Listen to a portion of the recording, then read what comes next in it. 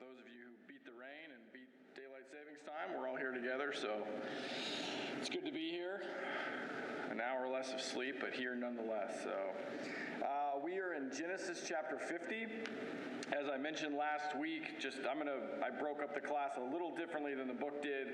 So last week we did chapters 48 and 49. This week I'm going to do all of chapter 50. So I'm really combining week 12 and week 13 as the book describes it. Just due to the nature of the way the book's written, I think this is maybe a better way to kind of explain the material. So anyway, we are in Genesis 50. We ended Genesis 49 with Jacob's death. Remember, Jacob had blessed all of his sons. We can call it a bless, we can call it a curse. But he did a prophetic prediction for each one of them. He explained kind of something about their future that would last for generations. And we started to see this theme that will run out throughout the Old Testament, the identity of each tribe. Each tribe has a very specific identity that is really consistent, certainly in terms of how those promises that Jacob gave them kind of lay out. I did want to go back and revisit one topic that I kind of glossed over last week, and that is this whole Ephraim firstborn, Judah special blessing thing. Because Jacob gave both of those guys some pretty special promises. Remember, he blessed Ephraim over Manasseh. He crossed his hands and put his right hand on Ephraim's head, and so he blessed the younger over the older. Ephraim then got the blessing, was basically adopted by Jacob. So Ephraim, and then Ephraim also superseded Reuben, who was the true firstborn. And when Jacob laid out his blessing for Reuben, he said, basically, Reuben, you're getting nothing. And so then Ephraim became the firstborn. And then when he gets to Judah, Jacob talks to Judah and he says, your brother shall praise you, your hand shall be on the neck of your enemies, you are a lion's cub. And then he said, the scepter shall not depart from Judah, nor the ruler's staff from between his feet, until he to whom it belongs comes, or until Shiloh comes. And there's the language of the foal and the donkey and the vine and the wine and all those things. And so Judah was basically predicted to have this ruler come from him, but Ephraim was the firstborn. And so then, that begged me to ask the question, well, what's the point of Ephraim being the firstborn if Judah was going to get the ruler? What exactly is the point of this? And so having done a little more study, I think I came up with a better answer. So I'd like to go over that first this morning instead of just kind of leaving that hanging from last week. The chronicler in 1 Chronicles 5 sums it up this way, that Reuben was the firstborn, but he defiled his father's marriage bed, and so his rights as firstborn were given to the sons of Joseph. And even though Judah was the strongest, and a ruler came from him, the rights of the firstborn belonged to Joseph, and from Joseph to Ephraim. And so here's where you get kind of this little bit of conflict, right? Now remember, the chronicler had already he already understood the history from Egypt all the way to the conquering of Canaan. And to really the dividing of the kingdom and the whole history of Israel. So the chronicler already knows what's going to happen. He knows the ruler, the line comes from Judah. And so then you have to ask this question again. What does it mean for Ephraim to be the firstborn? What does that mean historically and theologically? If you look at Deuteronomy 33, we won't read the whole thing, but in light of our study, it's a really interesting passage because it's essentially Moses on his deathbed giving blessings to all the tribes.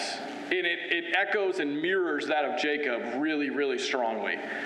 In Deuteronomy 33, Moses says this of Ephraim. In verse 13, he says, he made him ride on the high places of the land. I'm sorry, I'm in chapter 32. Chapter 33, verse 13. Of Joseph, he said, blessed by the Lord be his land, with the choicest gifts of heaven above, the deep that crouches beneath, with the choicest fruits of the sun, and the rich yield of the months. And he goes on and on and on. A firstborn bull, in verse 17, he says of Joseph. A firstborn bull, he has majesty, and his horns are the horns of a wild ox. They are the 10,000s of Ephraim, and they are the thousands of Manasseh. And then of Judah he says, if you back up a few verses to verse 7, of Judah he says, hear, O Lord, the voice of Judah, and bring him into his people. With your hands contend for him, and be a help against his adversaries. And that's it. That's all Moses says about Judah. Moses chose Joshua to be his successor. Joshua, an Ephraimite. And so you start to see this pattern form. When they left Egypt, Ephraim was it. The tribe of Ephraim was the strongest. They were the leader tribe. Moses, a Levite himself, Moses chose Joshua to carry on the leadership mantle of the Israelites. Moses saw Ephraim as the firstborn, and so all that stuff, all the firstborn leadership, the heir to the double portion, all that stuff belonged to Ephraim. In fact, when you fast forward up to Joshua 18, once they've conquered the land and he's dividing up the land, where do they put the tabernacle, the Ark of the Covenant? They put it in Ephraim. They put it right in Shechem, right in the heart of Ephraim's territory. And for 300 years, Shiloh was the place of worship, not Jerusalem. There was not really any Jerusalem until David came along and really established Jerusalem. And Ephraim, if you go read Judges, I'm doing a study with some friends on Judges on Thursday nights, and we've been going through the book, and Ephraim pops up over and over and over in the book of Judges. In that about 300-year span that Judges takes place. Ephraim is central to all of it.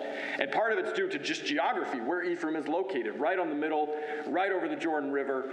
Anybody invading from outside would have hit Ephraim. And also because he's the leader. And so Ephraim is constantly involved in this stuff, and it's not always good. And I listed some verses there. We won't go through all of Judges, but Ephraim is not, you start to see cracks form in the leadership of Ephraim. You start to see cracks form in his ability to keep Israel together, to be the galvanizing force that God wants the firstborn to be. You start to see those cracks form. Psalm 78 is really crucial to understanding this, I think. Psalm 78, again, if you get a chance and you want to read the whole thing in its entirety, this is a maskil of Asaph, which was one of the guys that wrote for David. And so in some ways this is a Davidic psalm. In some ways it's a psalm of David, at least from that time period. And so this psalm looks back over the history of Israel, and it looks back over the course of all the things that happened from the Exodus up until present day. And the psalmist describes the Ephraimites over and over. Verse 9, the Ephraimites armed with the bow turned back on the day of battle. Verse 17, yet they sinned still more against him, rebelling against the Most High in the desert. They tested God in their heart by demanding the food he craved. And he goes on to describe this, that the Ephraimites rejected the manna in the wilderness. The psalmist calls it the food of the angels, and Ephraim rejected it. It wasn't good enough for Ephraim, the Ephraimites. And so he goes on and on and on, describing all of the failures of Ephraim, the tribe, throughout the history of Israel, from the time of the Exodus and on. Verse 60, God forsook his dwelling at Shiloh, the tent where he dwelt among mankind, and delivered his power to captivity, his glory to the hand of the foe. Remember when Eli died, the Ark of the Covenant was captured by the enemies of Israel, taken from Shiloh. If you look down to verse 67 and verse 68 in particular, God rejected the tent of Joseph. He did not choose the tribe of Ephraim, but he chose the tribe of Judah. Mount Zion, Jerusalem, which he loves. He built the sanctuary like the high heavens, like the earth, which he has founded forever.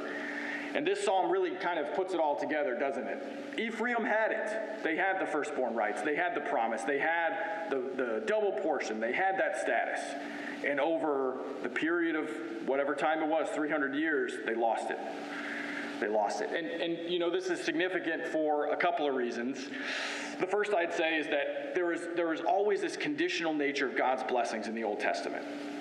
I will bless you, but you will have no other gods before me. You will not take idols in your land. You will not do all these things he laid out in the law of Moses. Over and over and over and over. God says, the blessings are yours if you do this, if you are righteous, if you believe in me, if you have faith in me. And so as the Israelites reject the conditions of the agreement, God pulls the blessings away from them. And in the case of judges, he raises up a new judge, saves the land. They go back to their sinning. He has to raise up a new judge. Same thing with the kings in some ways. Eventually, the Assyrians conquer all of Israel, the northern kingdom. The Babylonians conquer the southern kingdom. I mean, God, over and over and over again, you see this conditional nature of his blessings. And I think that's true, certainly looking at the arc of Old Testament history. And I think there's something true about that for us. There's a conditional nature. God demands things of us. He demands that we be righteous. He demands we be holy. Because his holiness and his righteousness demands it of us if we're going to be part of them. So I think that's part of the important lesson here. Ephraim had it, Ephraim lost it. The other thing I think, again, I would reemphasize that Moses' deathbed blessings really echo that of Jacob. Moses was the recorder of Jacob's blessing, so he knew that intimately. But I think also, remember, by the time Moses gave that, he had some intimate knowledge of these people. He had spent 100 years with these people. He knew them backwards and forwards. He had his own personal accounts of what these tribes are like, each tribe with its own identity. And so when he gives that blessing, I think there's two layers there. One, he knows what Jacob said, and two, he knows firsthand, Moses does, what they're really like. So anyway, I thought that was important. Any questions about that? Okay, so Genesis chapter 50. So we just had Jacob die, pass away, after giving that kind of long prophetic discourse about each of his sons. And then we have Genesis 50 and verse 1, Joseph weeping over his dead father. And the first thing that Joseph does is he commands his servants, the physicians, to embalm his father. Embalming was a very involved process from what I studied. It says 40 days to embalm. And in my mind, I'm like, I could embalm a body in a day. But, that's not really true. It's a very deliberate process. You have to make incisions on the corpse. You have to remove internal organs. I think they would leave the heart in for some religious pagan reason, but they remove most of the internal organs, and then they stuff it like a Thanksgiving turkey with some kind of filler and herbs and incense. And then they would take this material called natron, which is like a naturally occurring sodium compound. It's salt. I won't confess my lack of scientific knowledge, but it's some kind of salt complex. Baking soda, table salt, and it occurs naturally on the Nile. I think maybe when the water goes down and evaporates, it leaves behind the substance, like sea salt. The water comes in the pool, it recedes and evaporates, and it leaves behind this salty substance. Anyway, they make that into a powder. They put the body in this powder for weeks, and they let it kind of preserve. And supposedly this stuff doesn't make the skin too hard or too discolored or anything, so your body will be good in death, it'll be preserved. And then you have to wrap the body. You have to wrap it with, 3-inch to 8-inch strips of linen. The richer people would use really nice linen. The poor people would use just, whatever they could find. Of course, if you're being embalmed, you're probably not too poor. But anyway, so then they wrap the whole body. I read somewhere it takes something like 4,000 square feet of linen to wrap one corpse. So it's a long process, very long process. And so that's what's going on here. So the number 70 days they mourn for him.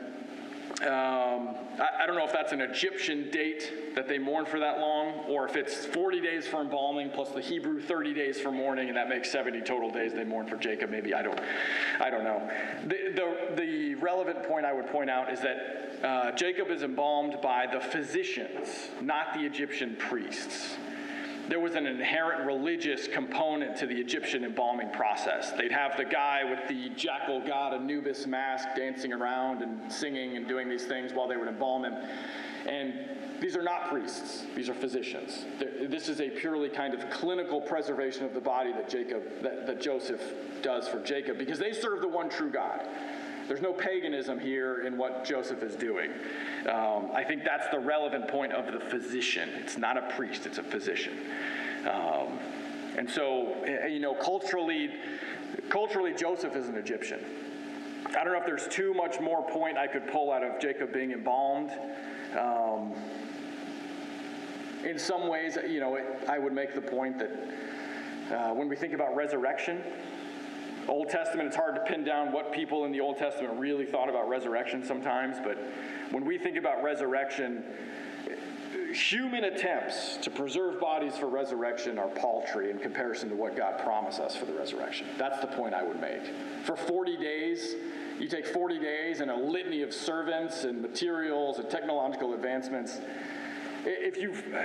I'm sure all of us have been to a funeral at some point and you saw the open casket and the body preserved, and you look at him and that's not the person I knew. It's not. They don't look anything like it. They're almost unrecognizable.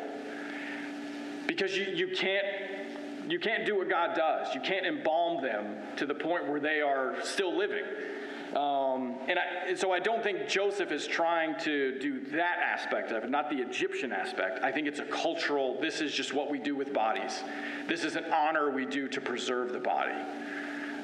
We're not just going to throw his body out and let the dogs tear it apart. We're going to preserve his body, respect his body, and then we're going to carry it all the way back to Machpelah, to the field at Machpelah, to Mamre, where the rest of Jacob's family is buried. And so you get this funeral procession, the idea here is it is an enormous funeral procession, enormous. This is all the Israelites. They've been in Egypt now for 40 years.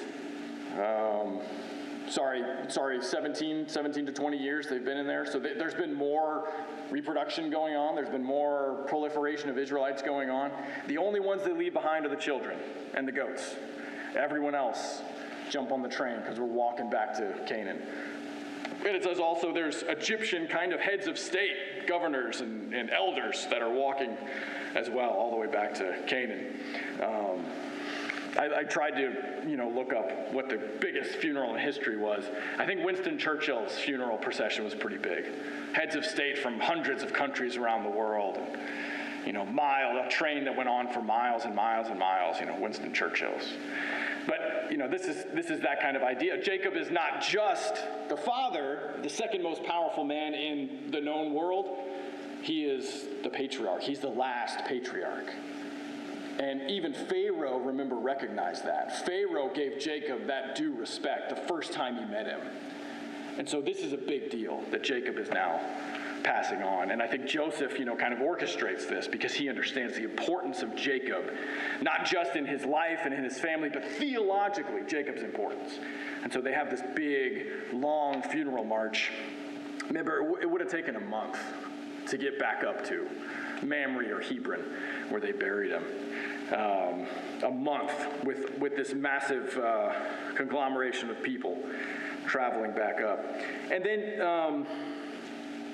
then they return. Joseph and his brothers return to Egypt. And we talked about this a little bit.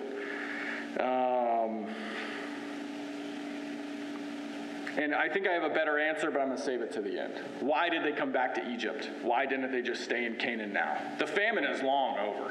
They have a lot of wealth. They probably have more herds, more goats. Surely Pharaoh would let them move back if they wanted to. But we'll talk about that at the end because I want to lay some groundwork first. So that's the first, the kind of three little sections to Genesis 50. That's the first section, the death and the burial of Jacob. Then we have the middle section.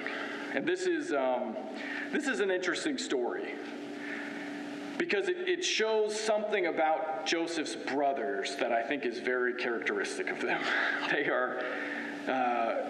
They are faithless and they are conniving. And it just about breaks Joseph's heart. Jacob dies. And for 17 years, remember, 17 years, his brothers have been living in Egypt under his protection because of his wealth. If you go back to Genesis 45, Joseph told them, when they realized it was Joseph that they were talking to, this Egyptian overlord, they fell down and they were broken. They said, they begged for their lives, they begged forgiveness. And Joseph said, it's done. This was God's plan to put me here. God put me here to save lives. So don't worry about it. 17 years they lived with that forgiveness, with their brother, hand in hand.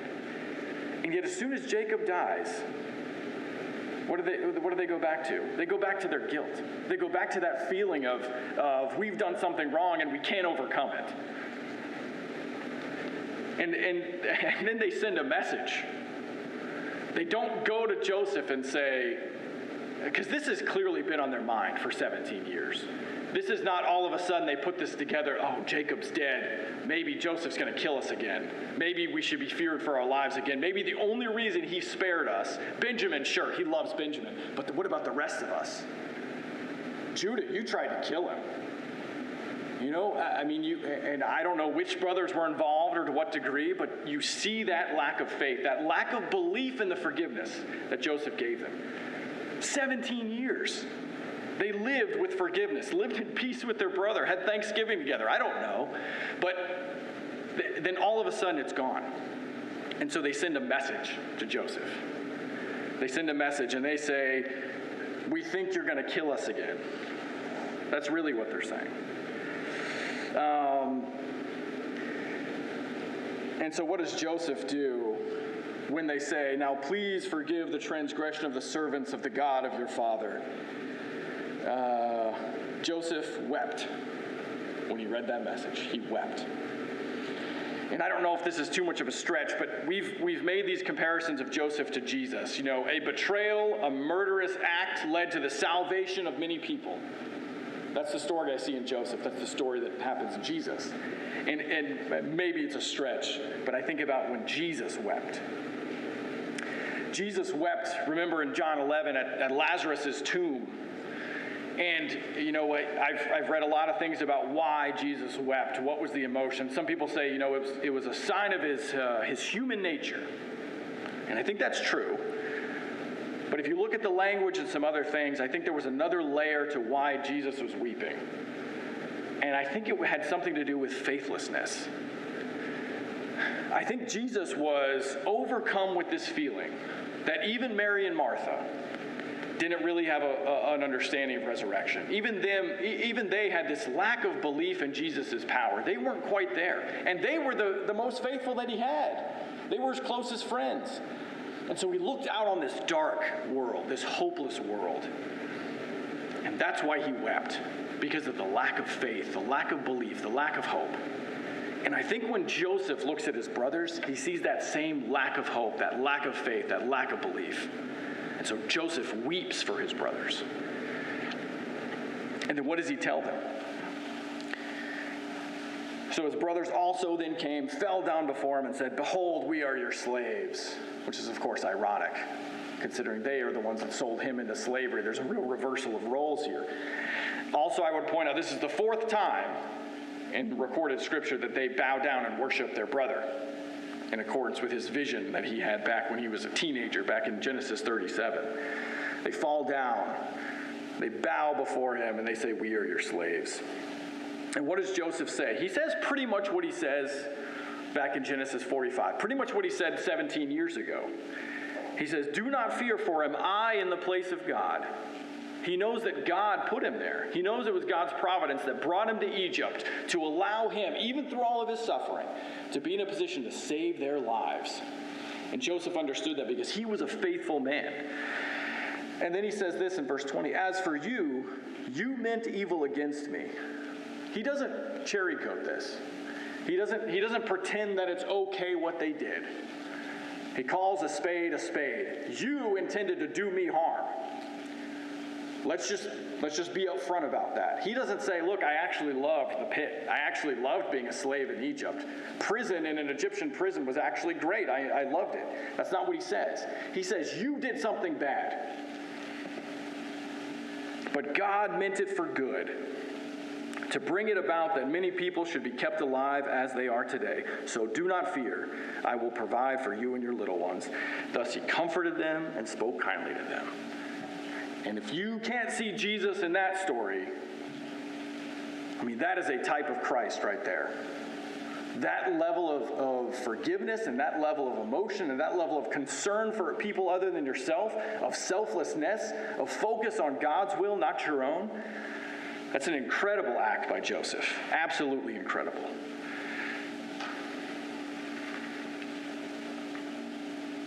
Joseph once again demonstrates his faith in God's providence, in God's plan. And that's what Jesus did. You go back and you read the Gospels, and Jesus, every step of the way, every decision he makes is trying to fulfill God's will. Jesus doesn't sit back and let it happen. He takes action. And the same thing Joseph does here. He is constantly looking for God's providence, looking for a way to be pleasing to God.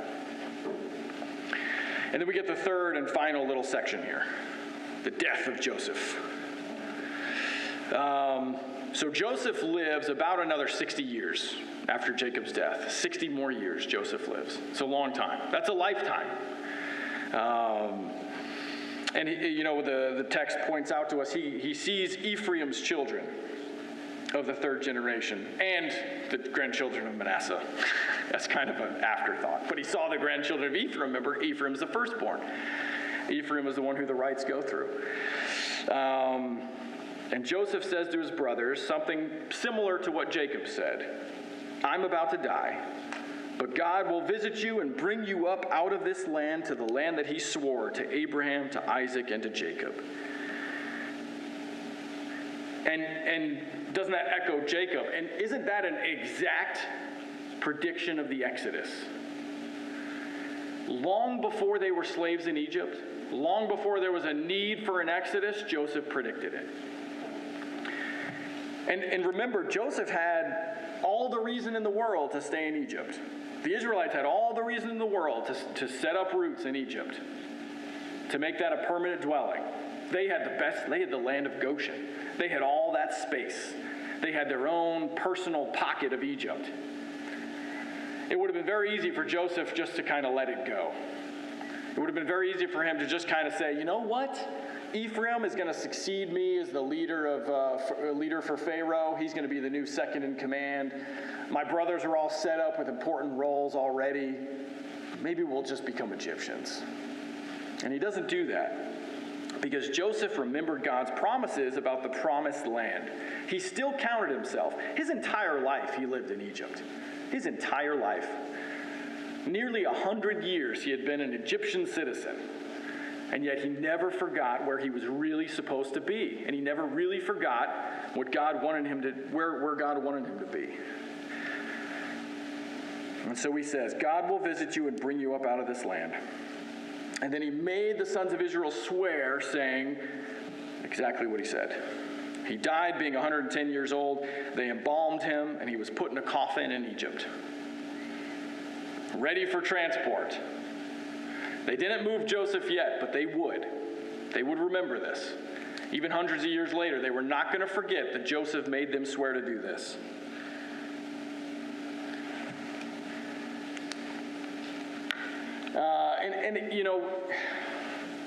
I think it's an optimistic note that Joseph ends his life on. An optimistic note, looking to the future. Keeping in mind, again, the promise that God made to Abraham, Isaac, and Jacob. He remembers that promise. He's still looking for that better place, that permanent place. He still considers himself 100 years. If you lived in the same place for 100 years, you would probably consider yourself a resident there. And I think that's easy for us today. It's easy for us to forget that we are pilgrims, that we are sojourners in a foreign land. And Joseph didn't forget, even after 100 years. This quote from John Calvin described Joseph. He said, all the wealth, luxuries, and honors made not the holy man to forget the promise, nor detained him in Egypt. And this was an evidence of no small faith. If we look at Hebrews, in a passage that I think really ties all this together, that really ties together the book of Genesis. Hebrews chapter 11, what we often call the roll call of faith. Hebrews 11, starting in verse 8. By faith, Abraham obeyed when he was called to go out to a place that he was to receive as an inheritance. And he went out, not knowing where he was going. By faith, he went to live in the land of promise, as in a foreign land, living in tents with Isaac and Jacob, heirs with him of the same promise. For he was looking forward to the city that has foundations, whose designer and builder is God. By faith, Sarah herself received power to conceive, even when she was past the age, since she considered him faithful who had promised. Therefore, from one man, and him as good as dead, were born descendants as many as the stars of heaven, and as many as the innumerable grains of sand by the seashore. These all died in faith, not having received the things promised, but having seen them and greeted them from afar, and having acknowledged that they were strangers and exiles on the earth. For people who speak thus make it clear that they are seeking a homeland. If they had been thinking of that land from which they had gone out, they would have had opportunity to return. But as it is, they desire a better country, that is, a heavenly one. Therefore, God is not ashamed to be called their God, for he has prepared for them a city.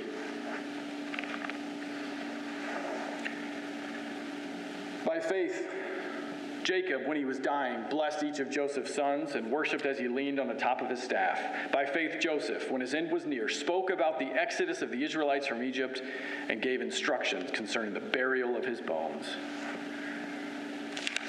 And the Hebrew writer, I think, makes the lesson easy for us. We look at these patriarchs. You know, the age of the patriarchs is 3 generations, 4 if you count Joseph. The entire book of Genesis, half of it is about the patriarchs. Half of it. And remember what we started when we started this study. God created the heavens and the earth. He put man in the garden. He put woman in the garden. And they sinned. And they were cast out of the garden. And ever since that time, God has been trying to get them back. To put man and God back together. And then Abraham comes along. Abram. And God gives him this promise. Why he gave Abraham the promise, I don't know. We don't really see that part of Abraham's life. But he gives this promise to this one guy. And he says, this is the path to recreate the Garden of Eden. To go back to what creation was supposed to be. And how does he do that? How does he teach us about that? He promises him land. He promises him descendants and inheritance. So Abraham wanders. 175 years, Abraham in tents, wandering up and down the land that will one day become Israel. But Abraham never got it. Abraham lived in a tent as an old man sleeping on the ground his entire life. Sarah wandering up and down, following Abraham everywhere he went. 100 years old, bearing children. Isaac, 180 years, wandered up and down and up and down. Jacob, 147 years, wandering, never having a home. In fact, Jacob left the actual land. Jacob wasn't even in the promised land when he died. And the Hebrew writer explains that. That takes faith.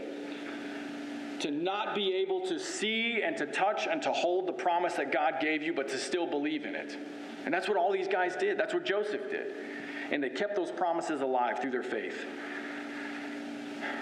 They were looking for a city that has foundations. And so I go back to the question I posed earlier. Why did Joseph not just stay in Canaan when he had the chance? Why did he not pack up? I mean, he had 70 days to pack up his house. 70 days to pack up all the Israelites and move out. We're going back to Canaan. We're taking Jacob with us and we're moving back up there. Why didn't he do that? Famine was over. They were stronger. They were wealthier than they had been before. And maybe there's some practical reasons. Maybe the Canaanites were too strong still. Maybe the Israelites had to build up to a 1,000,000-man force before they could take back the promised land. Maybe so. But there's something about faith. There's a lesson there about faith, I think. We'll get to the promised land in God's time. We'll get there when God wants us to get there. And in the meantime, we're going to work. And in the meantime, we're going to be exactly where God wants us to be. We're going to do exactly what God wants us to do. And I'll live in a tent for 180 years if I have to, said the patriarchs. I will live outside of my promised land as long as it takes. And that's faith. And I think they all had a choice to make. They all had a choice. And they chose God's will. They chose patience. They chose God's plan, God's time. You know, Paul said, to live is Christ, to die is gain. To live is to worship Christ, to be faithful, to fulfill God's will. Death may be better, but living is Christ, and living is important. I give Shakespeare credit only insofar as he borrows his best stuff from the Bible. But Shakespeare and Hamlet asked that question, right? To be or not to be. whether 'tis nobler in the mind to suffer the slings and arrows of outrageous fortune, or to take up arms against the troubled sea. Jacob took up arms against the troubled sea. Joseph took up arms against the troubled sea. That's the path they chose, to stay faithful to God, to work for God. Looking forward to the city that has foundations, whose designer and builder is God. And I could go read Revelation if you want to read about that city some more. That's the same city we look forward to. It's the same city these guys look forward to. And I think it's easy for us to kind of feel, permanent in this world. It's easy for us to put down roots, to build a house, to forget that we are pilgrims, to forget that we sleep on the ground with our pillow a stone, that we sleep with our sandals on our feet and our staff in our hand, ready to move at a moment's notice. Because ultimately, this is not our home. And just like Joseph and Jacob and Isaac and Abraham, we wander looking for God's promises, looking to fulfill God's will. And that's the lesson of Genesis. That's the lesson of this incredible book. From creation all the way to Egypt. Makes me wish we were studying Exodus next.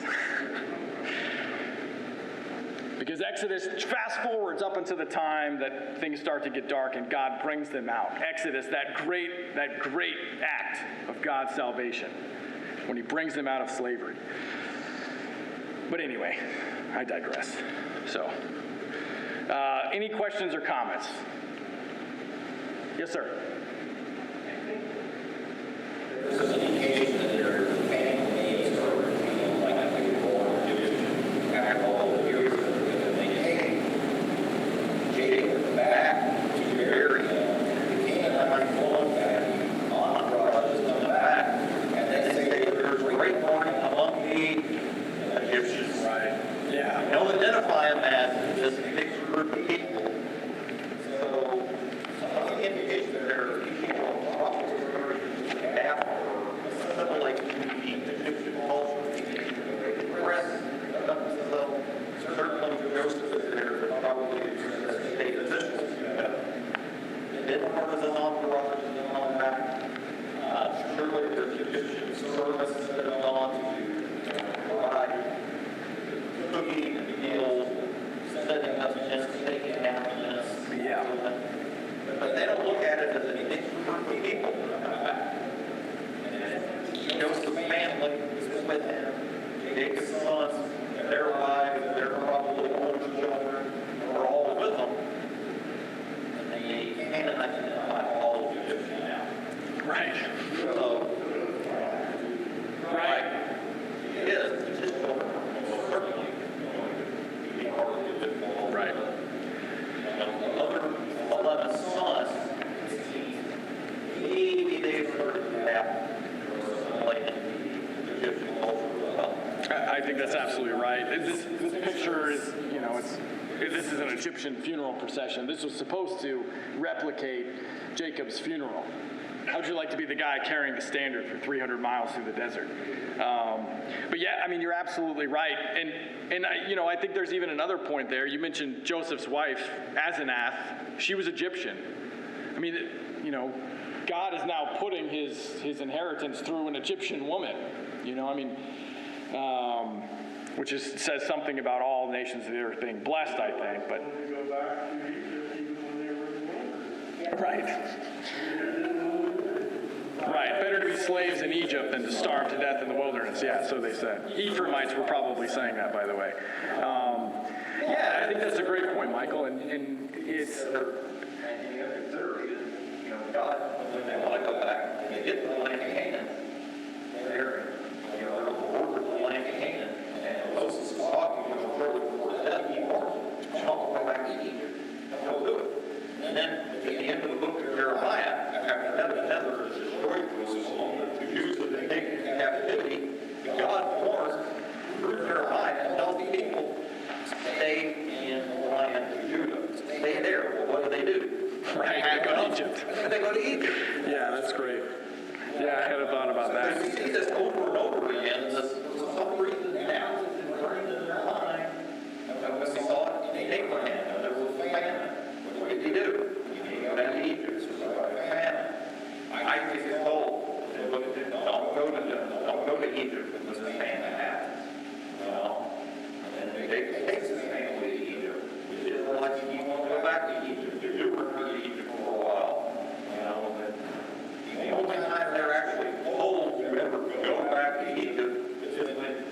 birth of Jesus, his mother and father were coming in. They take him to eat so he survived. Right. He was not killed.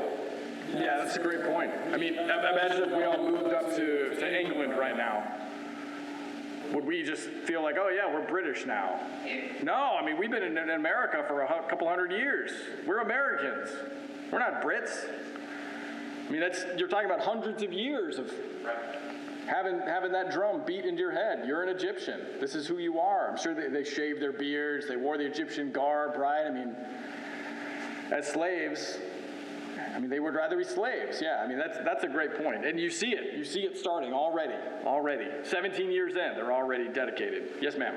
I guess it intrigued me. I guess I haven't paid much attention about the burial that they on right now.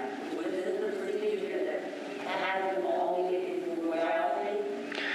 I think so. I mean, you had to be some level of wealth to be able to do that, because the nature of that substance was very plentiful. I mean, it was everywhere. Anybody could go pick it up off the ground. But to have all the linen, to have a tomb, to have the headdress they put on you, to have the people to physically do the process, I think you had to be at least part of like a lower house of nobility or something to be involved. I could be wrong, but In the ground, yeah, you had to. I think to be involved, you had to have some level of status and wealth. Yes, ma'am. People, the older writers and myself, have always said history repeats itself. And I think these, I think you do more much better, I will say that. But I think that these, while I am represented in this study, shows the same patterns over and over. Here we are. Do we not always tend to go back a little bit? Right. Even when we're challenged, and as the battle, as we are, still going back to the everyone gets along, and then all of a sudden, something different, and there's still just Right. and also, I think the lessons are also present in class. Because there's so much of this to be taught.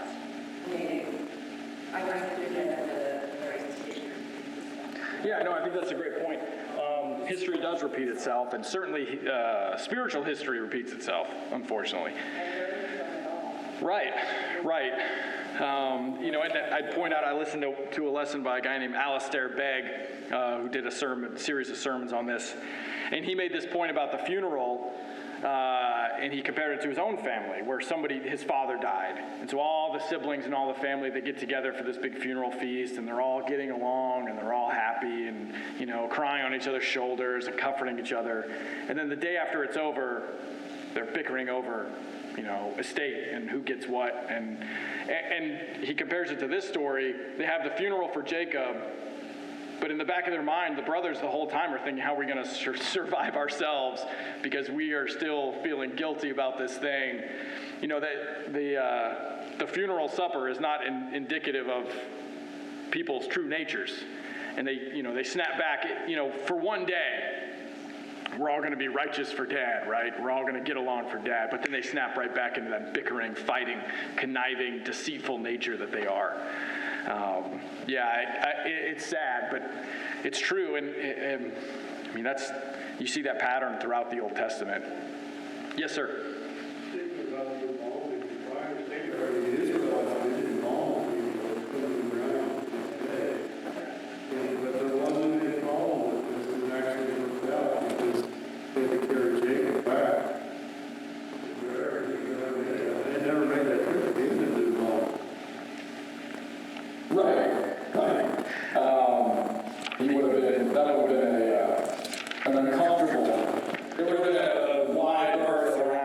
Jacob's coffin.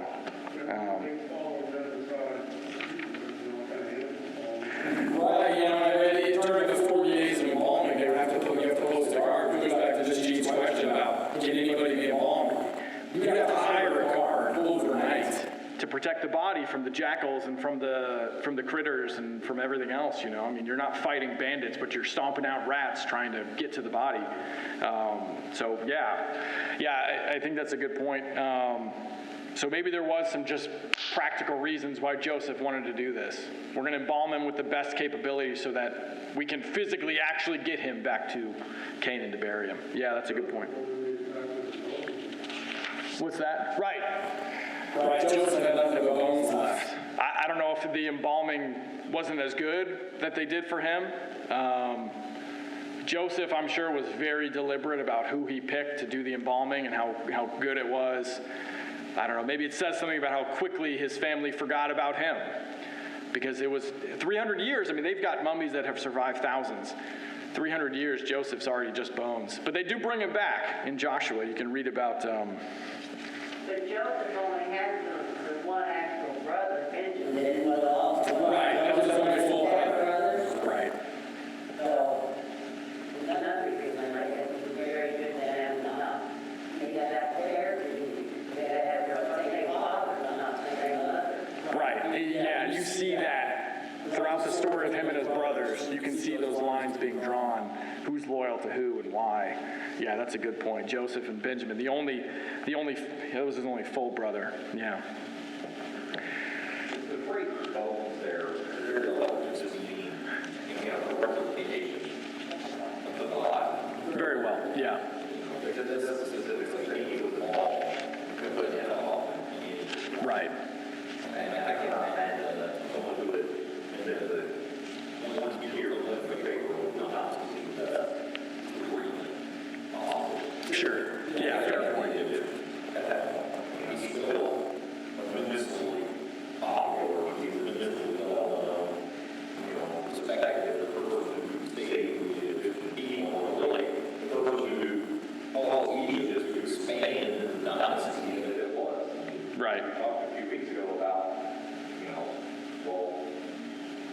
people began eating grain, what did they do? Well, buy it for Joseph to get all the money they had. So, the government getting into the massive amount of wealth. We don't have, now we're going to give you all of our livestock. Now we're going to give you our land. Now we're going to give you your resources to build everything that you will see now or archaeology in Egypt. Right. Joseph was responsible for this. And as long as people remember Joseph, this is how the book of Exodus begins. They were the ones up. Who doesn't remember Joseph? What he did for Egypt. Then the Egyptian people made slaves of the Israelites. Yeah, very good. Both could mean a lot of things. I mean, you're right. It seems unlikely that they would do that. I do still think that probably whoever was left did not have the same care for Joseph as Joseph had for his father. That would be my main point. I mean, Joseph would have, this was a very deliberate process for him. So, yeah. Yes, sir. Bones don't change, flesh changes, flesh. Whether the case is not so much. Yeah, maybe you're right. There was something for them to bring back, something of Joseph remained that they could, one way or another, that they could bury. So I don't know. Yeah, very good comments. That's all I have for Genesis. So unless there's no other comments, appreciate everyone's attention and comments and being here this morning. And hopefully you got something out of it. Wonderful study. I can't thank the elders enough for picking Genesis because this is an incredible book. So. Thank you. Yeah. Thank you.